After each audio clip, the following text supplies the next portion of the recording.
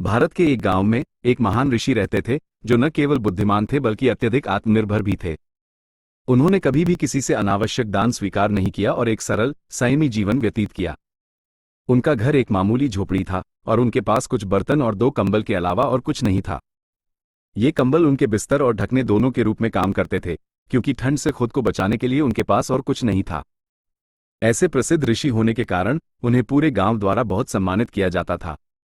मैं जिस कहानी के बारे में बताने जा रहा हूं वो सर्दियों के मौसम, विशेष रूप से ठंडे मौसम में घटित होती है।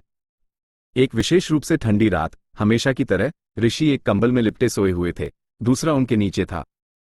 अब एक ऋषि होने के नाते वे बिना किसी डर के रहते थे, इसलिए उन्होंने अपने दरवाजे पर ताले लगाने की जहमत नहीं उठाई। लगभग उसी समय एक भूखा चोर गांव में घूम रहा था और ऋषि के खुले दरवाजे पर आया, कुछ मूल्यवान चोरी करने की उम्मीद में। अंधेरे में उसने 10 मिनट तक इधर उधर हाथ मारा, लेकिन उसे एक छोटा बर्तन और एक टूटा हुआ गिलास के अलावा कुछ नहीं मिला।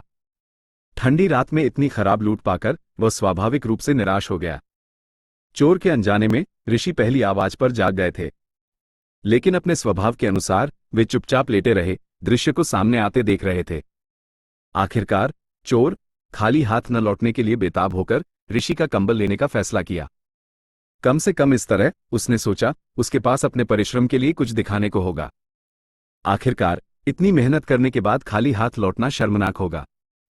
लेकिन जैसे ही चोर कंबल लेकर जाने वाला था, ऋषि ने एक दृढ़ आवाज में आखिरकार बोला, जिससे चोर अपने कदमों पर जम गया। ऋषि की शक्तिशाली आवाज से डरकर चोर मुड़ा और ऋषि ने उसे अंदर आने के लिए आमंत्रित किया। गरीब चोर पहले से ही हिल गया था, चुपचाप झोपड़ी में प्रवेश किया। चोर की चिंतित अभिव्यक्ति को देखकर ऋषि ने धीरे से उससे माफी मांगी। मुझे माफ कर दो भाई, तुम इतनी ठंड में इतनी दूर आए हो और मैं तुम्हारी मदद भी नहीं कर सका। मेरे घर में तुम्हें संतुष्ट करने के लिए कुछ भी नहीं है, लेकिन अगर तुम फिर आओगे तो मुझे पहले से बता देना और मैं पड़ोसियों से उधार लेकर कुछ व्यवस्था कर लूंगा, ताकि तुम्हें खाली हाथ नहीं जाना पड़े। ये शब्द सुनकर चोर, जो पहले से ही ऋषि के कठोर स्वर से घबराया हुआ था, अब उसकी दयालुता से अभिभूत हो गया। अपने भ्रम में उसने कंबल और बर्तन गिरा दिए, बिना कुछ लिए चला गया और झोपड़ी से भाग गया। ये देखकर ऋषि ने एक बार फिर कठोर आवाज में पुकारा, जो लेने आए थे वो ले लो, और कृपया जाते समय दरवाजा बंद कर देना ताकि मैं गर्म रह सकूं। ऋषि की आज्ञाकारी उपस्थिति से मंत्रमुग्ध होकर चोर ने बिना सोचे समझे सामान उठाया, दरवाजा बंद किया और चला गया। शायद यहीं पर खत्म हो जाता, लेकिन सुबह तक चोर पकड़ा जा चुका था। गांव वालों को ऋषि के कंबल की पहचान होने के कारण सभी ने उसे पहचान लिया और चोर से नाराज हो गए।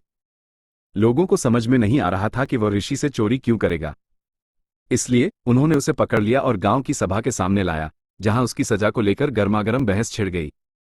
कुछ लोग इतने नाराज थे कि वे उसे मौत की सजा देना चाहते थे। चोर के पकड़े जाने की खबर आखिरकार ऋषि तक पहुंची, जो सभा में पहुंचे। वहां उन्होंने जोर देकर कहा कि चोर ने कुछ नहीं चुराया था। दरअसल ऋषि ने कहा, मैंने उसे ये सामान ले जाने के लिए कहा था। इस गरीब आदमी ने सोच समझकर मेरा दरवाजा भी बंद कर दिया ताकि मैं ठंडा न हो जाऊं। ऋषि की गवाही के बाद परिषद के पास चोर को सजा देने के अलावा कोई चारा नहीं था। हालांकि चोर को सजा से बख्शा गया, लेकिन वह ऋषि की दयालुता से बहुत प्रभावित हुआ। परिषद छोड़कर वह रोते हुए ऋषि के चरणों में गिर पड़ा, उनका सेवक बनने की भीख मांग रहा था। कुछ हिचकिचाहट के बाद ऋषि ने उसे अपनी सेवा में लेने के लिए राजी हो गए। स्वाभाविक रूप से चोर के साथ साथ ऋषि का कंबल और बर्तन भी वापस आ गए। झोपड़ी में वापस आकर ऋषि हंसे और चोर से कहा, देखो मेरी चाल, मुझे अपना कंबल और बर्तन वापस मिल गए और एक सेवक भी मिल गया। याद रखो, एक ऋषि का सौदा कभी नुकसान नहीं होता। सीख, इसे आत्मविश्वास कहते हैं। आत्मविश्वास व्यक्ति की आंतरिक शक्ति है और यह किसी और पर निर्भर नहीं कर सकती। कोई भी शक्तिशाली व्यक्ति या महान विश्वास, धन की कोई भी मात्रा या महान उपलब्धि इसे प्रदान नहीं कर सकती।